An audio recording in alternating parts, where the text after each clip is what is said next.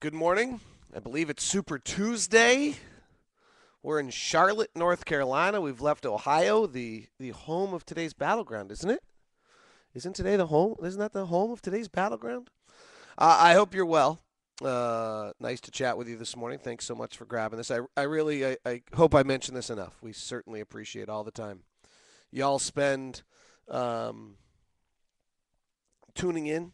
Hopefully, one of these days we'll add some sponsors. We'll do some fun things. We'll build this up like nobody has ever built it. You and I have combining on a project that has not been done yet in the NBA or really with any professional sports team, and hopefully we're going to do it better than anyone else. Greetings from Charlotte. It's cold. It's beautiful here. It's clear. I have a nice view from my hotel room, unlike the shot I sent out yesterday of Cleveland. Cleveland is a interesting spot. I'll tell you what, people there just look grizzled. They really do. They look grizzled. It's people who live there love it, believe in it. Uh, they talk about raising their family there, but it just seems like a tough place to live.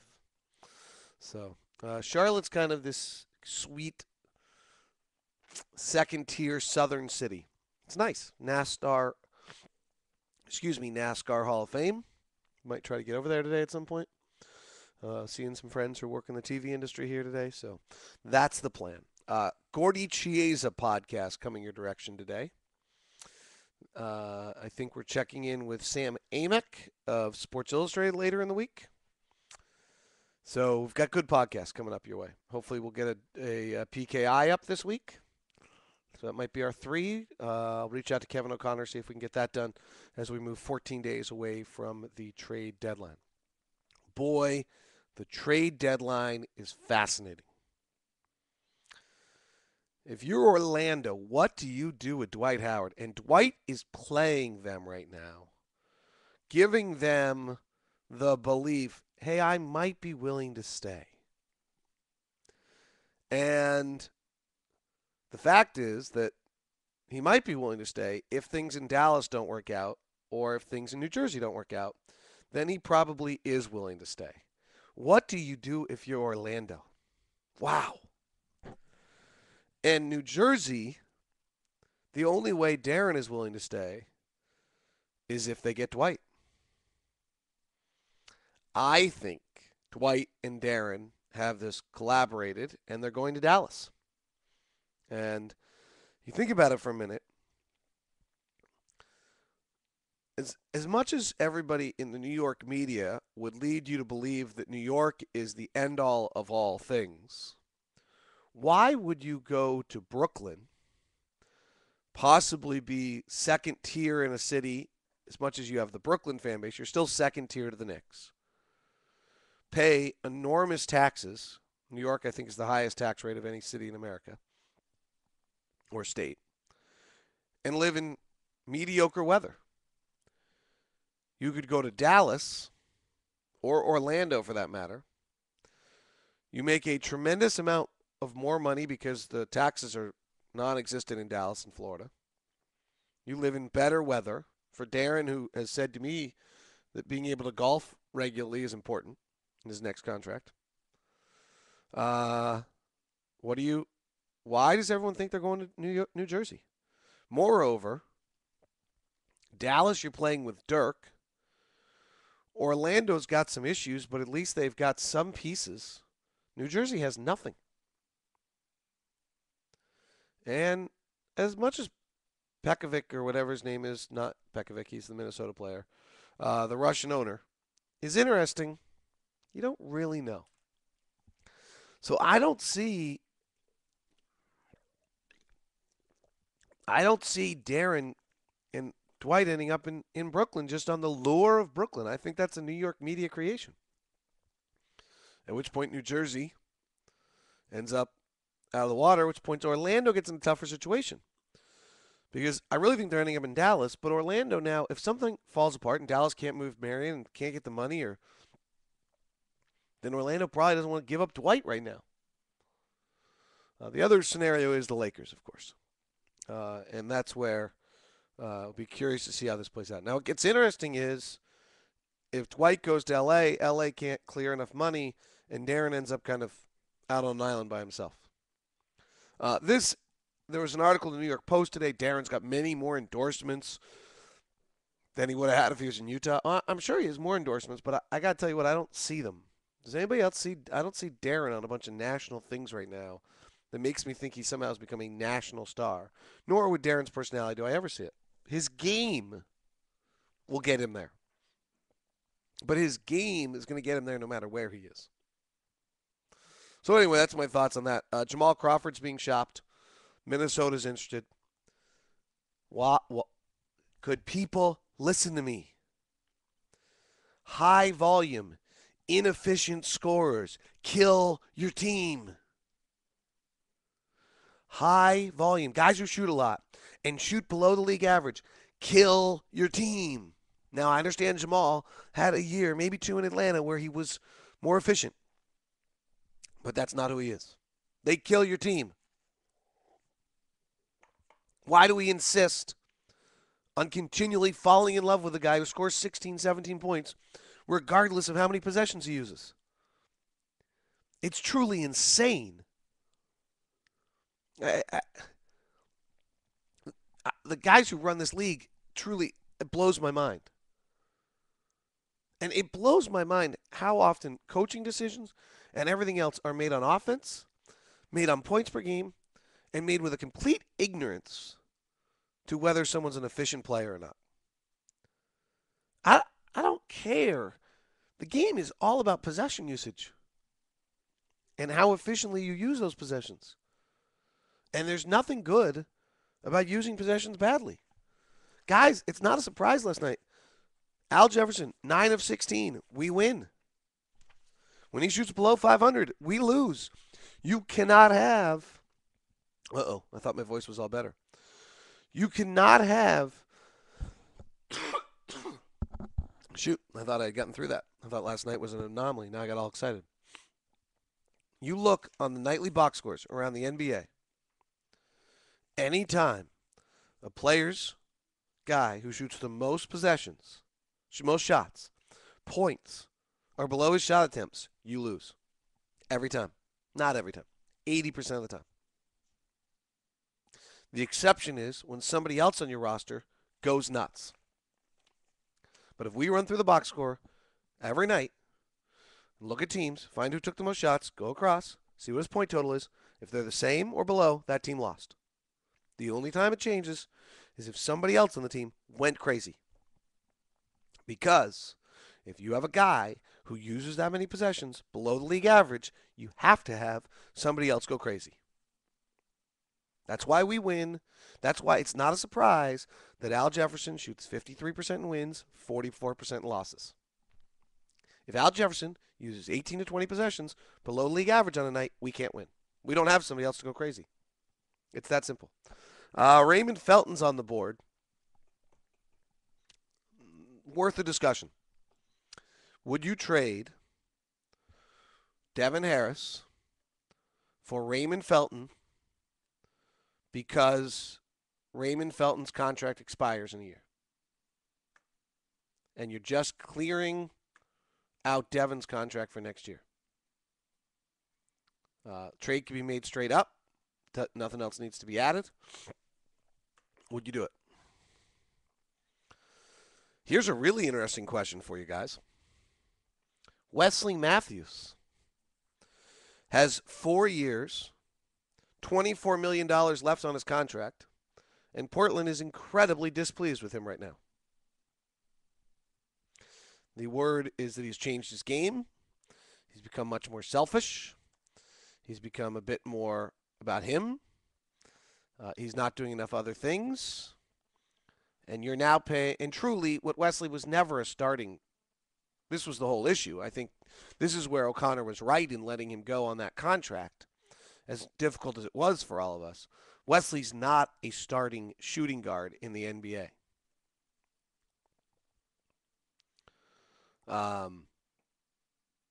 Wesley is shooting 42% from the field, 36% from three, 84% from the field.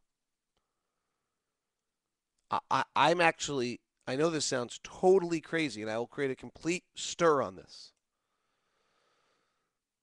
I think there's a chance You could trade C.J. Miles for Wesley Matthews. I think there's a chance. I really do. I think Portland might unload him to clear cap and try to rebuild this thing. And they need to re-sign Nicholas Batum in the offseason.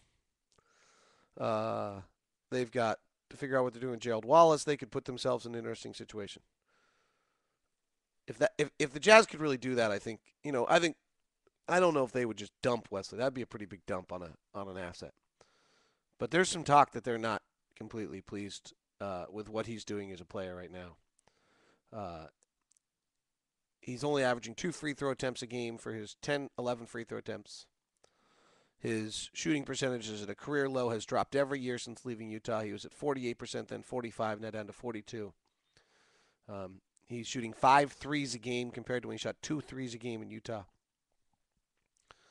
So there's a little frustration on who he is as a player right now. But it's interesting.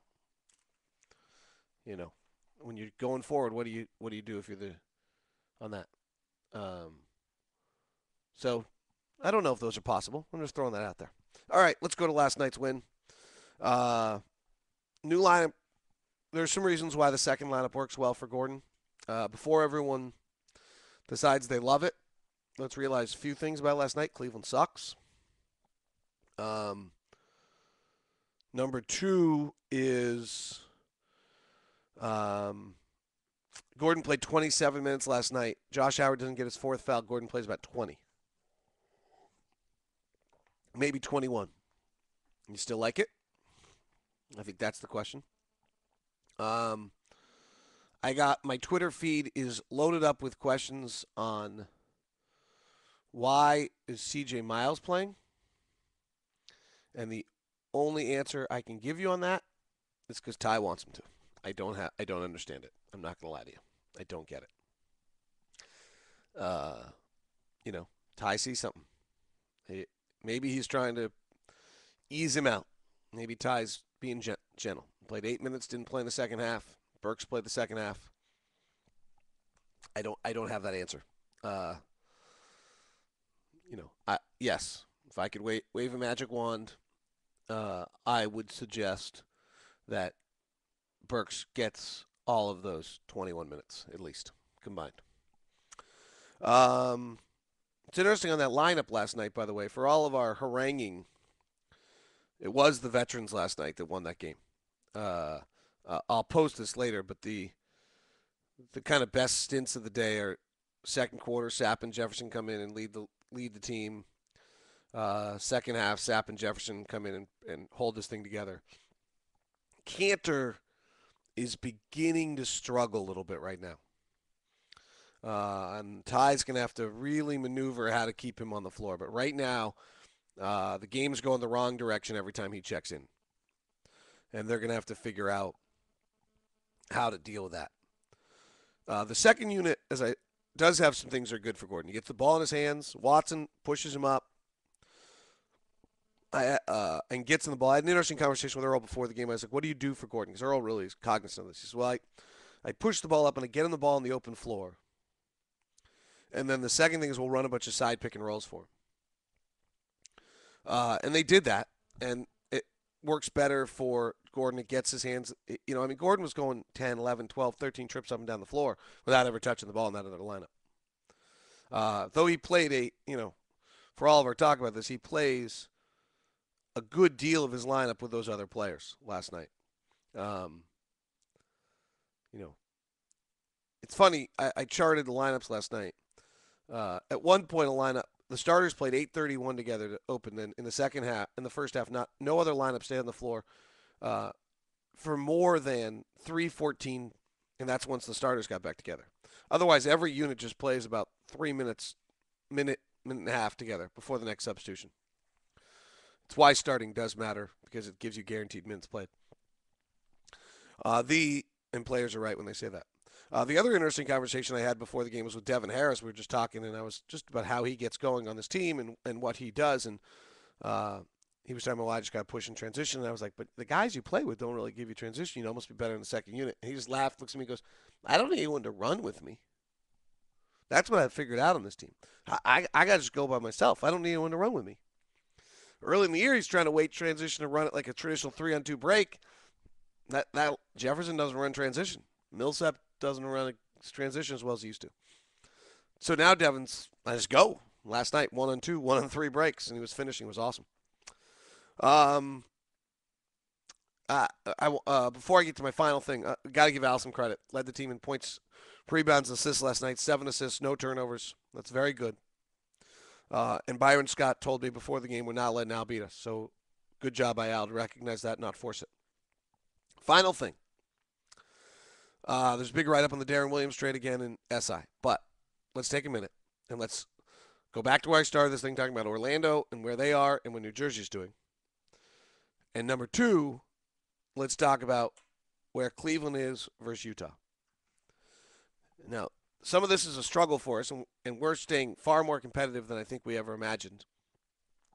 And maybe too competitive for some people's liking who at least claim that they would really like to see us just play the youngsters, but we would lose every night. And I'm not sure if we did that, they'd actually be that happy.